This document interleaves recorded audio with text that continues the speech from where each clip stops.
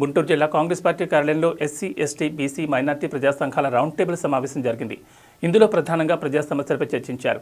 ఈ సందర్భంగా కేంద్ర మాజీ మంత్రి జేడీ శీల మాట్లాడుతూ రాష్ట్రంలో కాంగ్రెస్కు పూర్వవైభవాన్ని తీసుకొస్తామన్నారు.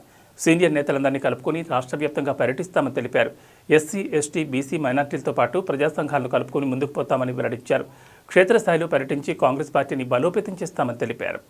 అదేవిధంగా ఇంకా ఈ బడుగు బలహీన వర్గాలకు చెంది కాంగ్రెస్లో మంచి పదవులను చూసిన అనేక మంది నాయకులు ఉన్నారు. జంగా గౌతమ్, కొరి వినయ్ కుమార్, అదేవిధంగా కాంతియా గారు, సాకే శంకర్ గారు, శాంత్ కుమార్ గారు, ఆమె దగ్గర సూర్యనాయక్ గారు, అందరూ కూడా కలిసి మొత్తం అన్ని జిల్లాల్లో ఈ బ్యాక్గ్రౌండ్గా ఒక నెల నుండి ప్లాన్ చేసాం.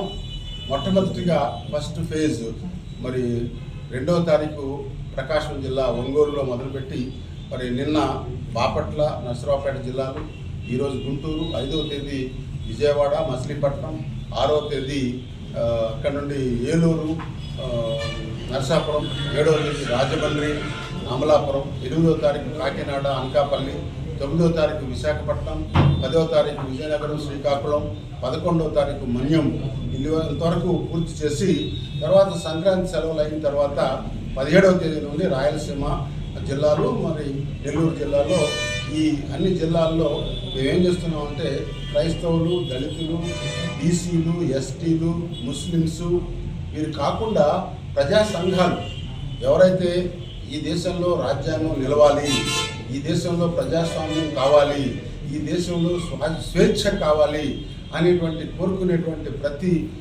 మానవ హక్కులు రక్షించేటువంటి ప్రతి సంఘం కూడా, ప్రతి ఆర్గనైజేషన్ అందరిని కూడా కలుపుకొని, రైతు సంఘాలు అందరిని కలుపుకొని ఉన్నటువంటి వాస్తవాలు వారి ముందు పెట్టి మీరు కాంగ్రెస్ పార్టీలోకి మళ్ళీ తిరిగి రావాలి, కాంగ్రెస్ పార్టీకి మద్దతు ఇవ్వండి, కాంగ్రెస్ పార్టీ మిగతా వాళ్ళు కలిపి ఇండియా కూటమి లాంటిది ఆంధ్రప్రదేశ్లో కూడా అన్ని పార్టీలతో కలుపుకొని ఇండియా కూటమి లాంటిది ఆంధ్రప్రదేశ్ స్టేట్లో కూడా కూటమి ఏర్పాటు చేసుకొని ఈ ప్రజా వ్యతిరేక చర్యలు చేస్తున్నటువంటి బీజేపీ, దానికి మద్దతు ఇస్తున్నటువంటి ప్రాంతీయ పార్టీలు ఎవరైతే బీజేపీతో వెళ్తారో వారికి కూడా ఓటమి తప్పదు. బీజేపీ మీద గొంతు వరకు కోపంతో ఉన్నారు ఆంధ్ర ప్రజలు, అన్ని వర్గాల వారు. ఎందుకు అని అడగచ్చు మీరు. బీజేపీ 9 సంవత్సరాలు పరిపాలించింది.